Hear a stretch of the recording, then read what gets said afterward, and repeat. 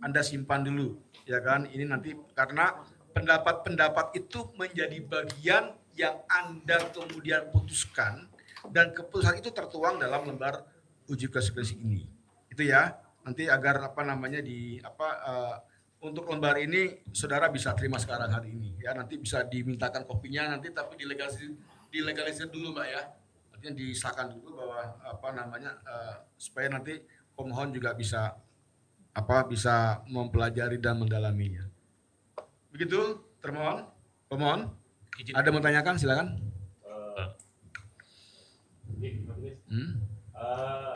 Itu kan nanti dokumennya diserahkan ke saya. Apakah ini bisa saya share ke publik?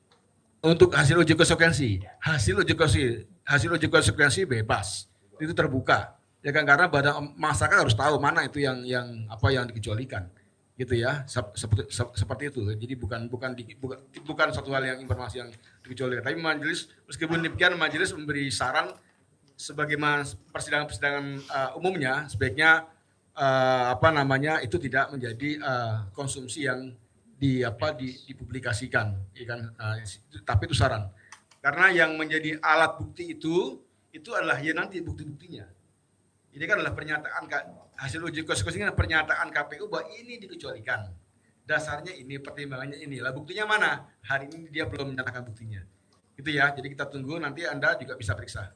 Gitu ya. Baik. Sidang akan kami skor 10 menit. Ya kan, untuk kita memasuki pada agenda berikutnya, yaitu pemeriksaan ahli yang diajukan oleh pemohon. Skor dulu ya, gitu ya, gitu kan ya, biar cari-cari dulu kopi di luar, gitu ya, pemohon termohon ya. Baik, sidang saya nyatakan diskors. Majelis Kami persilakan melakukan ruang sidang, hadirin mohon berdiri.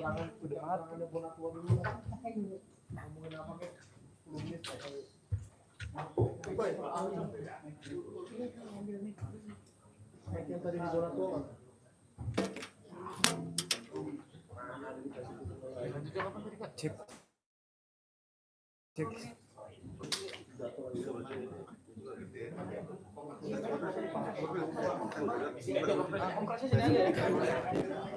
Kasih dia. Put.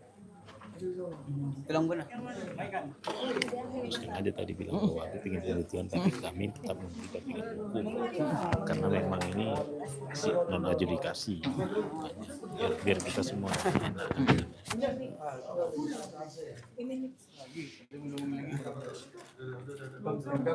Baik, ada?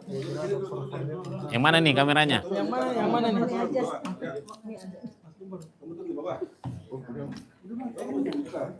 Sini Bang Bona tua.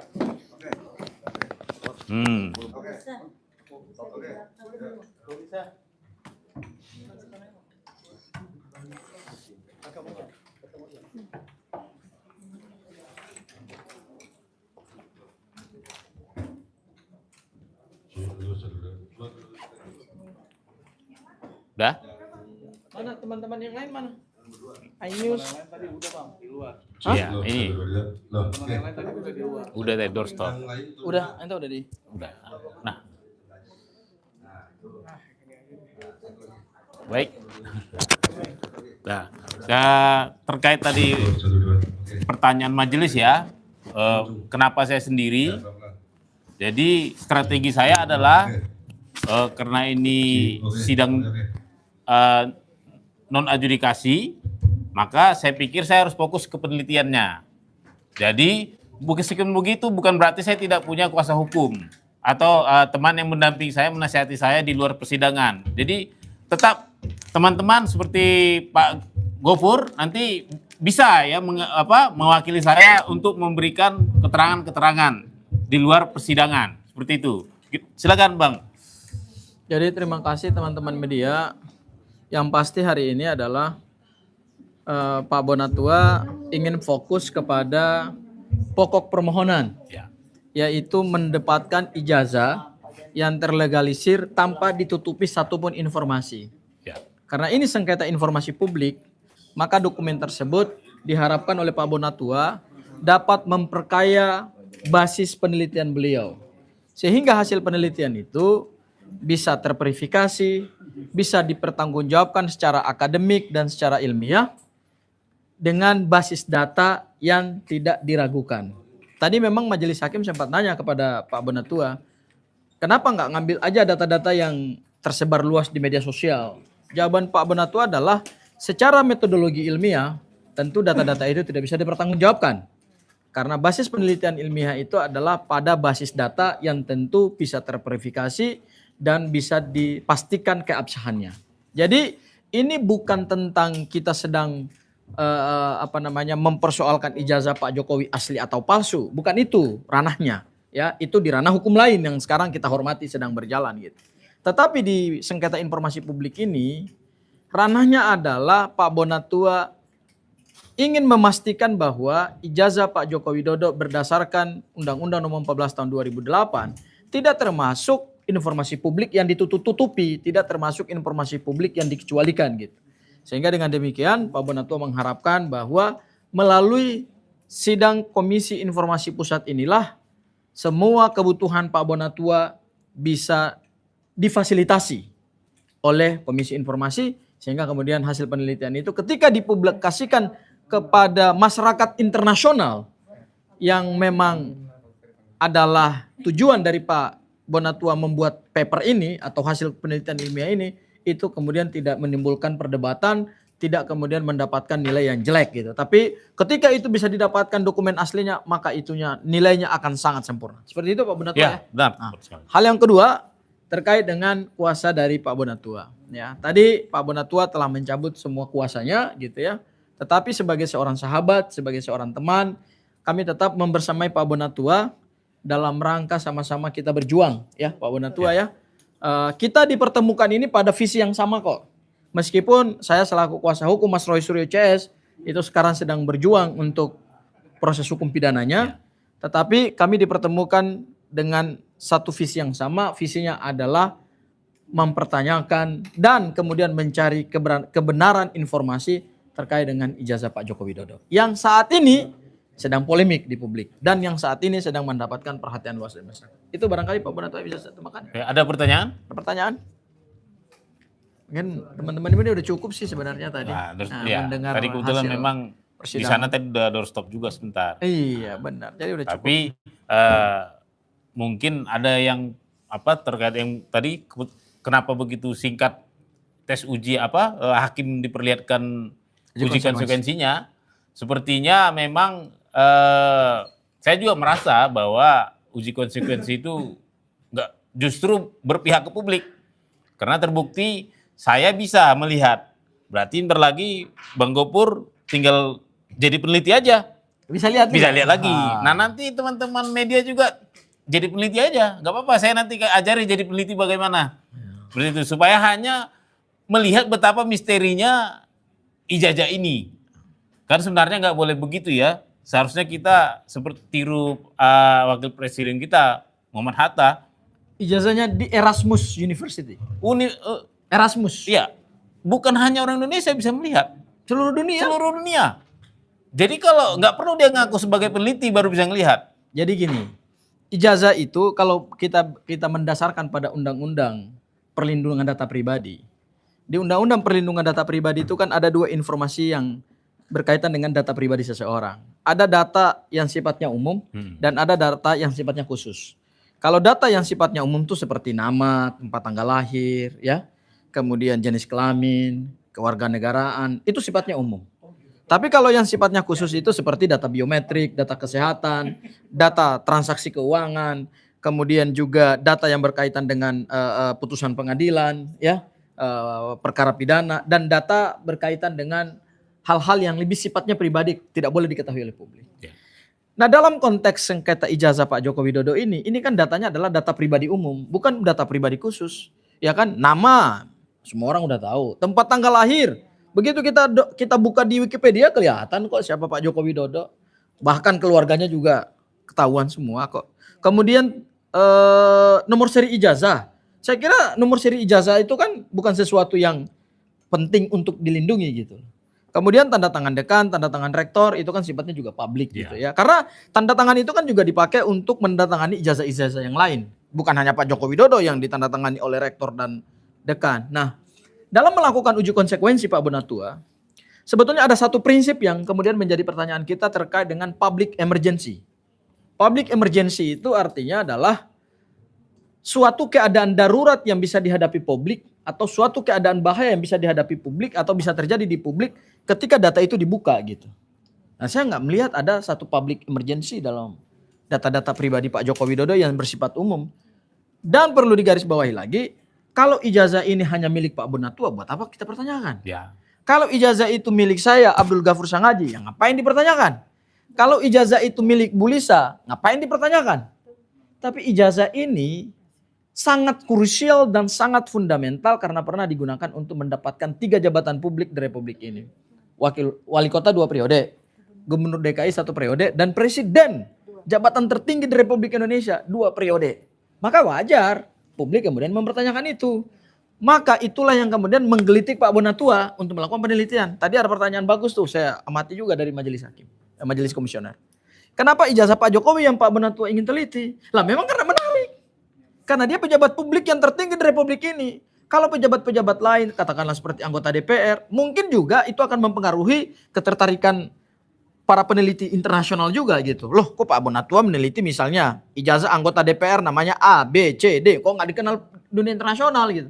Tapi karena ini ijazahnya Pak Joko Widodo, seorang presiden yang dikenal luas oleh seluruh dunia internasional, ya kan, sering menghadiri G20, menghadiri sidang PBB, melakukan kontrak kerjasama dengan dunia internasional, ya, kemudian melakukan courtesy call dengan sesama pejabat negara, itu yang kemudian menarik untuk diteliti, ya. Jadi pemilihan topik Pak Bonatua secara metodologi ilmiah dan pemilihan tema, saya kira ini sangat sesuai dengan kebutuhan dunia internasional. Jadi mumpung ada di sini tenaga ahli keterbukaan informasi publik, saya ingin klarifikasi nih Pak. Iya. Ramai di media serangan-serangan karena salah persepsi yang mengatakan saya kalah terhadap Andri, ya kan? Jadi sebenarnya sekalian saya mau jelaskan dulu bahwa memang tidak banyak orang tahu tentang KIP ini, tidak banyak juga orang tahu tentang sidang sengketa informasi, tidak tahu juga orang apa sih yang dituntut sehingga majelis komisioner menyatakan ditolak. Dari sini saya ambil ilustrasi sederhana saja ya, bahwa kita ini berhak secara undang-undang dasar 45 untuk memperoleh informasi. Nah, informasi yang dikuasai oleh publik kita bisa mintakan menurut undang-undang keterbukaan informasi publik. Nah, ketika badan publik tidak memberi dengan alasan, katakanlah dalam hal ini Andri alasannya adalah tidak dikuasai, padahal saya tahu menurut undang-undang kearsipan seharusnya menguasai, maka saya tidak puas. Saya menuduh Andri berbohong. Akhirnya saya lari menempuh jalur undang-undang keterbukaan informasi publik, dan di sini di sidang adalah bahwa komisioner memastikan bahwa Andri tidak bohong. Ternyata melalui serangkaian persidangan ada 5 kali, benar Andri tidak bohong. Kenapa? Dipanggil juga KPU. Ternyata juga dapat fakta, Andri tidak bohong, kenapa? KPU juga bilang memang belum kami kasih barangnya.